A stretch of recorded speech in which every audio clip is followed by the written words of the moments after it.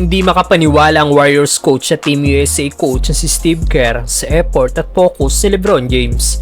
2 dekada na daw nananalasa si LBJ ayon sa isang fans matapos itong buhatin ng Team USA para makuha ang panalo sa team ng South Sudan.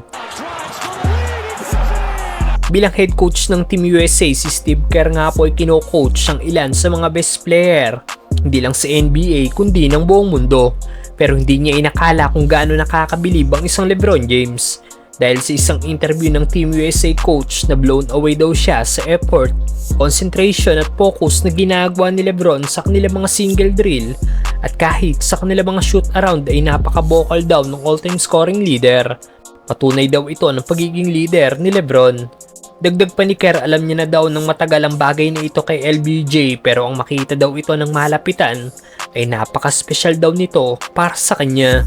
Well, buhat mode nga po si LeBron kanina kontra sa team ng South Sudan kung saan gumawa ito ng 23 points, 6 rebounds at 6 assists, shooting 10 of 14 sa field kung saan ito pa nagselyo ng kanilang panalo. Narito ang naging highlights ni LeBron laban sa team ng South Sudan. First points ng Team USA ay mula sa 200 dunk ni LBJ. Nahype naman ang bench ng Team USA mula sa emphatic dunk na ginawa ng all-time scoring leader. Agresibo namang inatake ni LeBron ang basket mula sa assist ni Stephen Curry. Kahit 2 player na ng South Sudan ang sumalubong kay LBJ na ipasok pa rin nito ang kanyang tira. Bilis pa rin talaga ni LeBron at iniwanan lang ang big man ng South Sudan para sa isang dunk. Harap-harapan namang tinirahan ni LeBron ng tres ang kanyang former teammate sa Lakers sa si Wenyen Gabriel. Lupit din ang ginawang drive ni LBJ para maiwanan ng kanyang defender.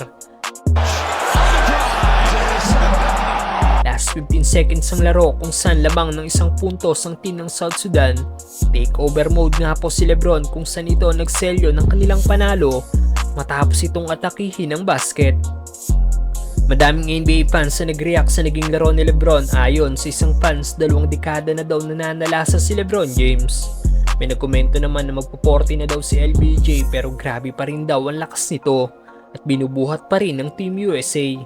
Literal na GOAT daw ang all-time scoring leader. Ano masasabi nyo dito mga brother? Too easy.